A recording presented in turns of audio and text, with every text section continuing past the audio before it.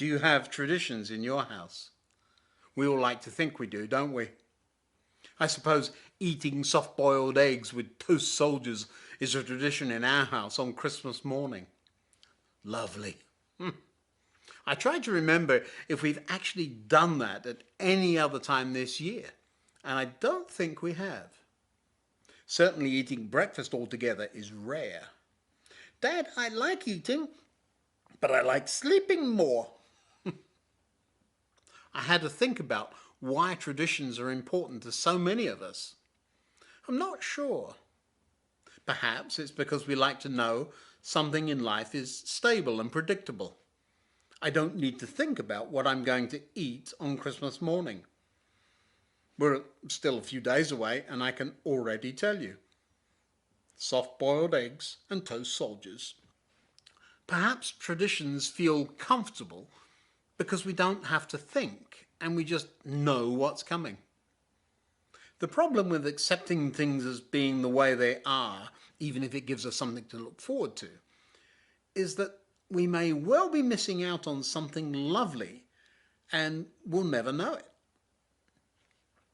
Today for lunch we had some lovely salmon left over, so toasted bagels and put some sour cream with the salmon.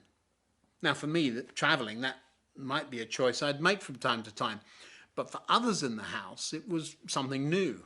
My son looked a little sceptical when I told him what was being prepared. But later in the day I asked if he'd liked what he'd eaten, and he rubbed his tummy and said, "Ooh, yes, that is a new favourite." Now by now you'll have realised I like to read and think, and while some think it's a little irreverent to talk about God this way, I think of praying as hanging out with God. I'm not a religious person much at all, and I generally don't like church or formal religious services much. I prefer to meet with people I like and be with them and dig into something together over a nice meal or something. Growing up, though, I went to a school where we had to attend church services. I suppose these days you might say chapel. Many of the services were written out in a liturgical form where most of the things said were read line by line. There were often pages of print that the vicar would read, and we would then say the line printed in bold type there at the end. Typically it would be something like, "May the Lord God bless you and keep you and be with you," and then we would respond by saying, "and with you also." And then the next paragraph would be read, and then we'd skip down to the next bold print. Of course, we'd check out mentally and simply scan down to the next response we would need to make and wait for the vicar to stop droning and then simply say out loud the response. The automation of it got us into a situation one day when the vicar went off script.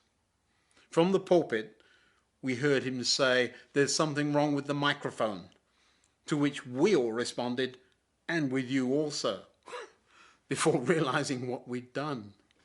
The schoolmasters took a moment to catch up too. They were doubtless in their own thought world as well, and so we were saved from trouble by the sniggers being so widespread and the aha moment being so varied in when it kicked in. The rest of the service was spectacularly memorable. Now, responding to God reading prayers in that way may help some people, but I've long realized that God is quite capable of understanding what I'm trying to say and doesn't need me to be able to recite memorized phrases or prayers.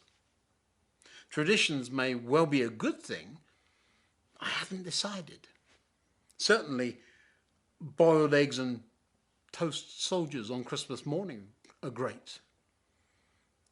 But I don't know. What do you think? What are some of the traditions you have in your family? I wonder. Let me know. But make them real. Until tomorrow, goodbye.